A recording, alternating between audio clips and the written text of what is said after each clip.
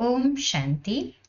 31 अक्टूबर 2024 की साकार मुरली है। बाबा कहते मीठे बच्चे, ऑर्डर करो कि हे भूतो, तुम हमारे पास आ नहीं सकते।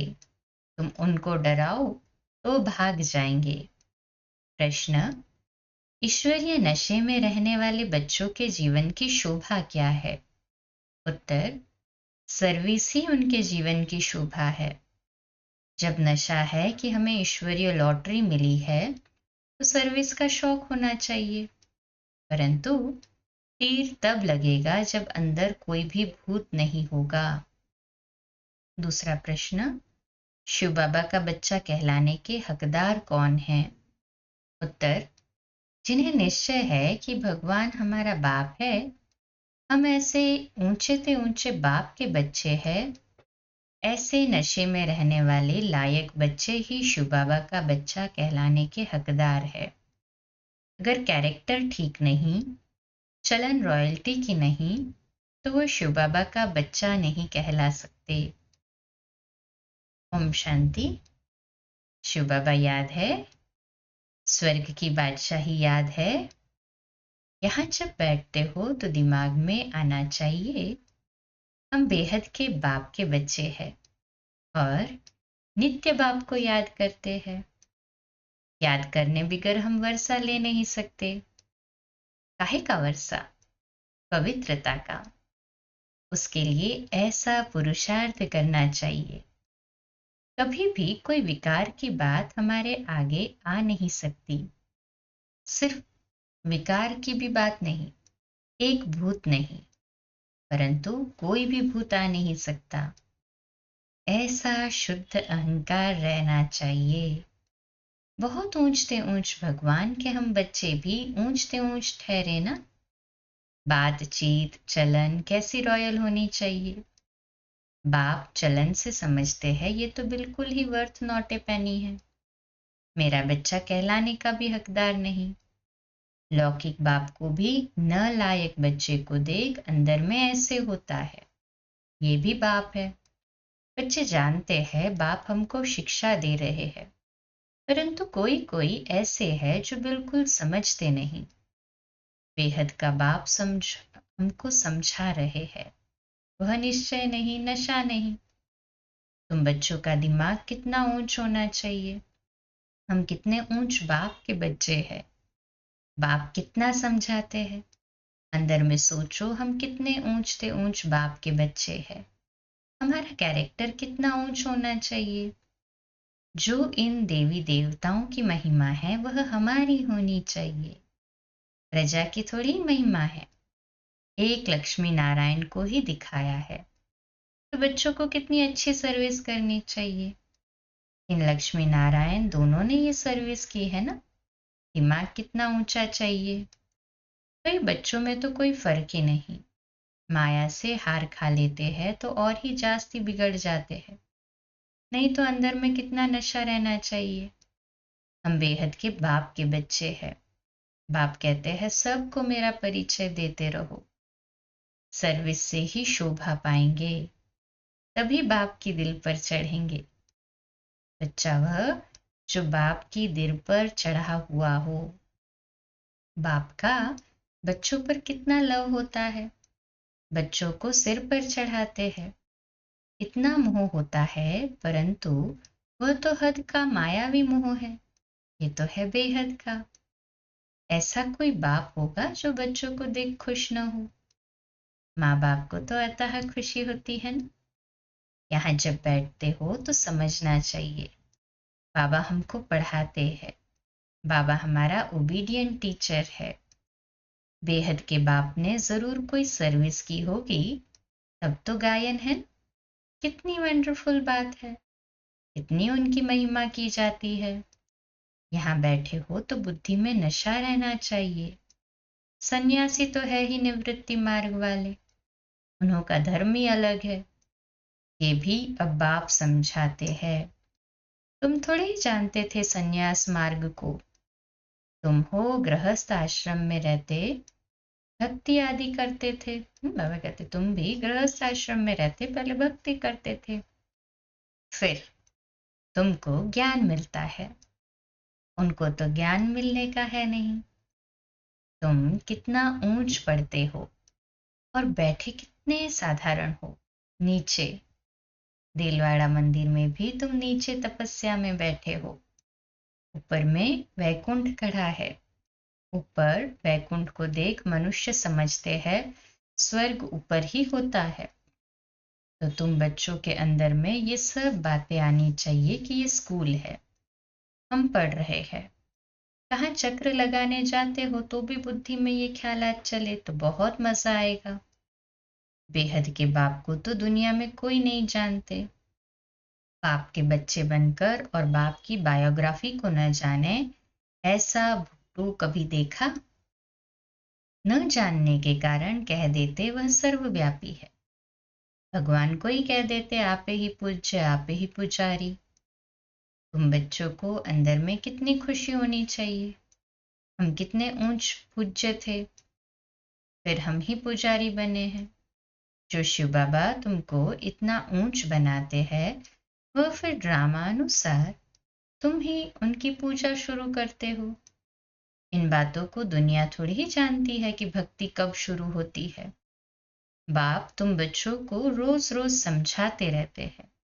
यहाँ बैठे हो तो अंदर में खुशी होनी चाहिए ना। हमको कौन पढ़ाते हैं?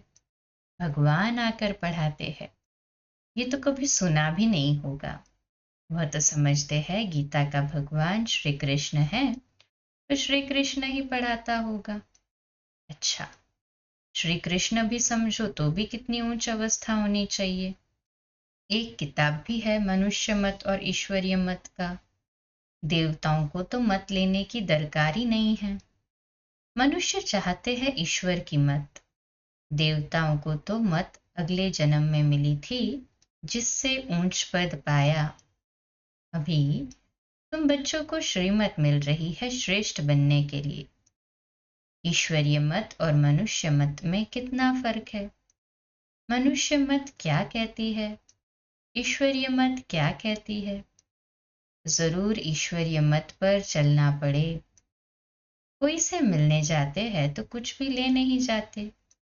याद नहीं रहता किसको क्या सौगात देनी चाहिए।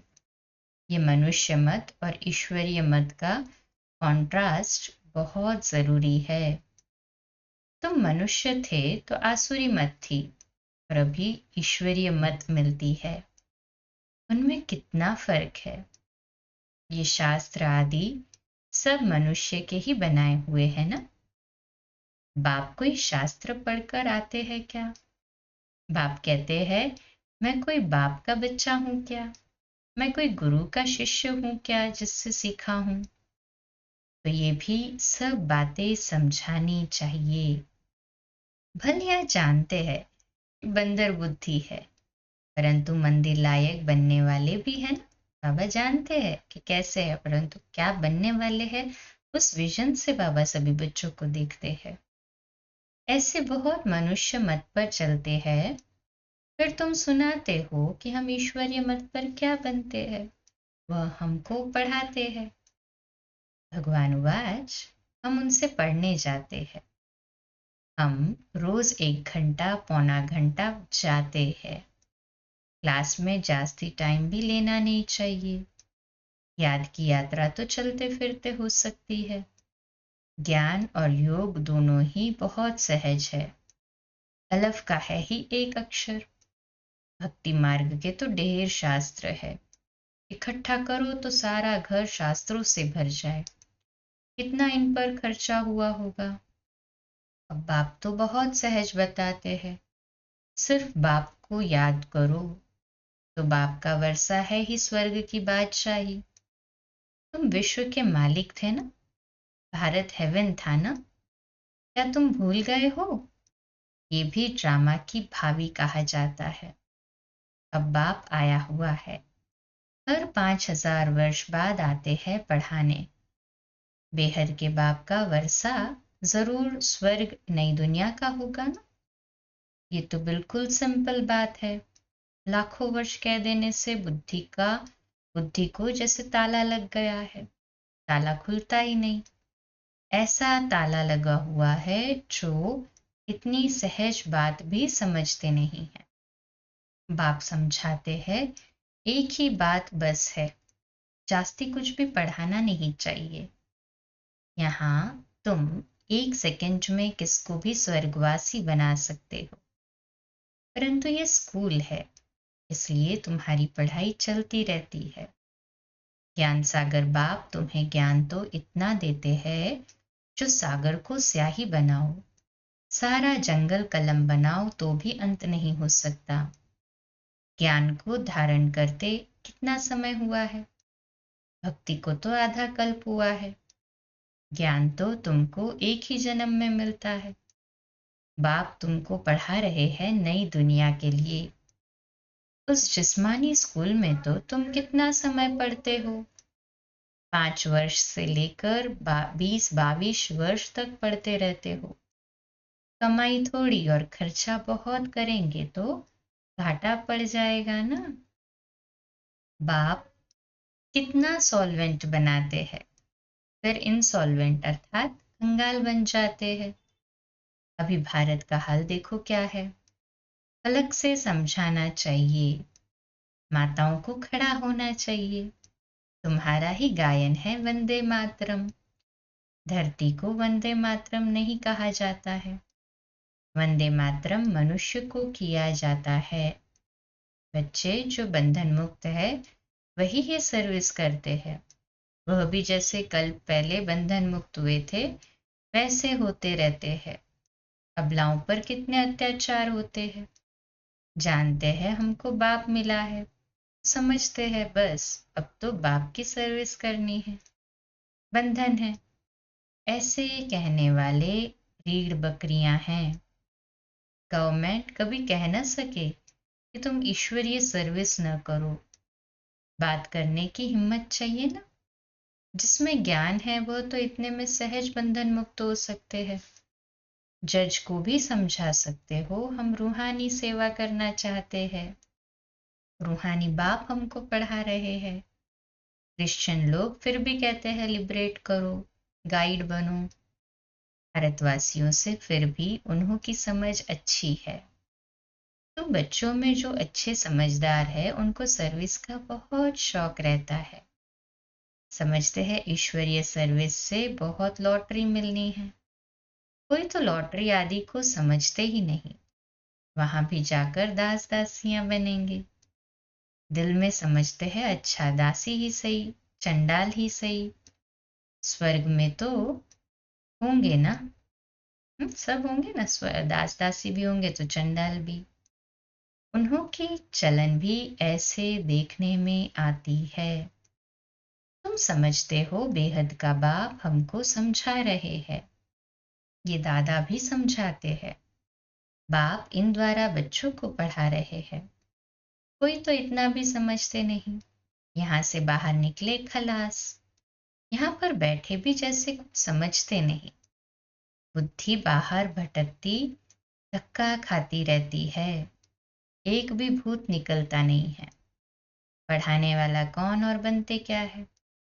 साहूकारों के भी दास दासियां बनेंगे ना। अभी भी साहूकारों के पास कितने नौकर चाकर रहते हैं। सर्विस पर तो एकदम उड़ना चाहिए। तुम बच्चे शांति स्थापन अर्थ निमित्त बने हो। विश्व में सुख शांति स्थापन कर रहे हो। प्रैक्टिकल में तुम जानते हो हम श्रीमत पर स्थापन कर रहे हैं। इसमें अशांति कोई होनी नहीं चाहिए। बाबा ने यहाँ भी बहुत ऐसे अच्छे अच्छे घर देखे हुए हैं। एक घर में 6-7 बहुएं इकट्ठी इतना प्यार से रहती है, बिल्कुल शांति लगी रहती है। बोलते थे हमारे पास तो स्वर्ग लगा पड़ा है। कोई खिटखिट की बात नहीं, सब आज्ञाकारी है। उस समय बाबा को भी सन्यासी ख्यालात थे, दुनिया से वैराग्य रहता था। अभी तो ये है बेहद का वैराग्य, कुछ भी याद न रहे। बाबा तो नाम सब भूल जाते हैं। बच्चे कहते हैं बाबा आप हमको याद करते हैं? बाबा कहते हमको तो सबको भूलना है, न विसरो न याद करो। बेहद का वैराग्य है ना, सबको भूलना है। हम यहाँ के रहने वाले थोड़े ही है। बाप आया हुआ है अपना स्वर्ग का वर्षा देने। बेहद का बाप कहते हैं मुझे याद करो तो तुम विश्व के मालिक बन जाएंगे। ये बैज बहुत अच्छा है समझाने के लिए।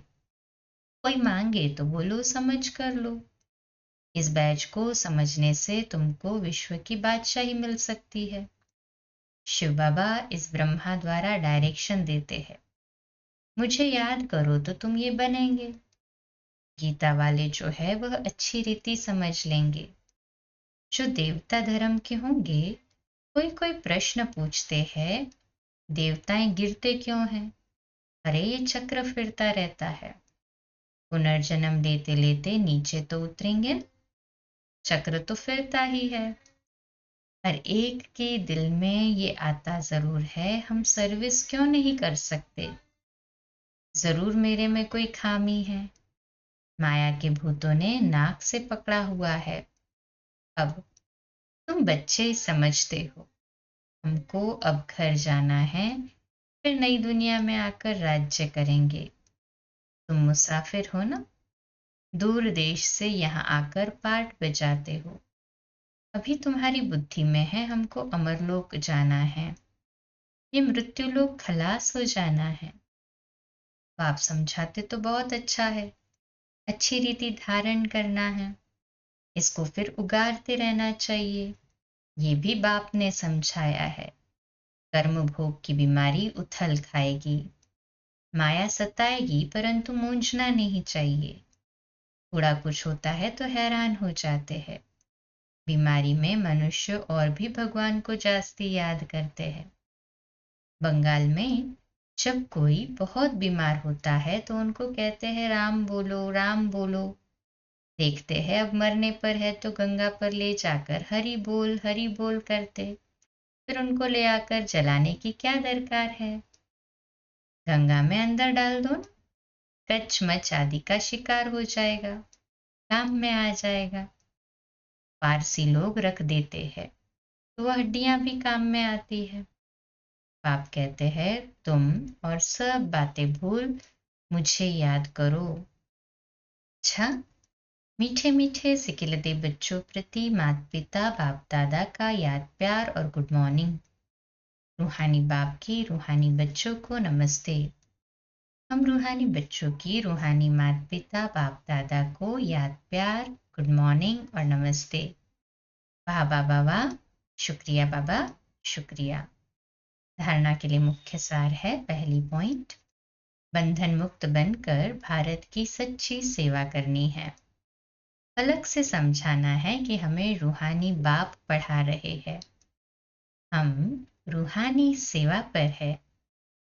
ईश्वरीय सेवा की उछल आती रहे। दूसरी पॉइंट, कर्म भोग की बीमारी व माया के तूफानों में मूंझना व हैरान नहीं होना है। बाप ने जो ज्ञान दिया है उसे उगारते बाप की याद में हर्षित रहना है। आज का मीठा वरदान है, निराकार और साकार दोनों रूपों के यादगार को विधि पूर्वक मनाने वाली श्रेष्ठ आत्मा भव। आज का स्वमान, मैं श्रेष्ठ आत्मा हूँ, मैं श्रेष्ठ आत्मा हूँ।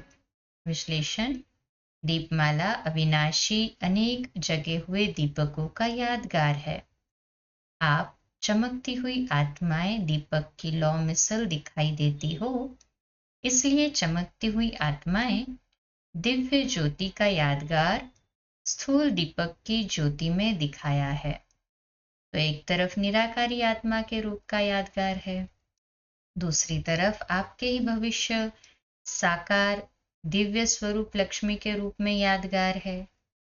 यही दीपमाला देव पद प्राप्त करती है। तो आप श्रेष्ठ आत्माएं अपना यादगार स्वयं ही मना रहे हो। स्लोगन है, नेगेटिव को पॉजिटिव में चेंज करने के लिए अपनी भावनाओं को शुभ और बेहद की बनाओ। आज का अव्यक्त इशारा है। जैसे गेट की रखवाली की जाती है, ऐसे माया का जो गेट है उसकी भी रखवाली करनी है, जिससे कोई भी आसुरी संस्कार व संकल्प अंदर प्रवेश न हो सके। फिर आपके पास कैसी भी आत्मा आएगी, वह आते ही आसुरी संस्कारों और व्यर्थ संकल्पों से मुक्त हो जाएगी। जब ऐसी सर्विस करेंगे तब प्रत्यक्षता होगी। आज का हमारा स्वमान है, मैं श्रेष्ठ आत्मा हूँ। मैं श्रेष्ठ आत्मा हूँ। अच्छा, कम बोलो, धीरे बोलो, मीठा बोलो, सत्य बोलो, सोच समझकर बोलो। निमित्त भाव, निर्माण भाव, निर्मल वाणी। आज का नया दिन आप सभी को मुबारक हो, मुबारक हो, मुबारक हो। शुभ दिवस। ओम शांति।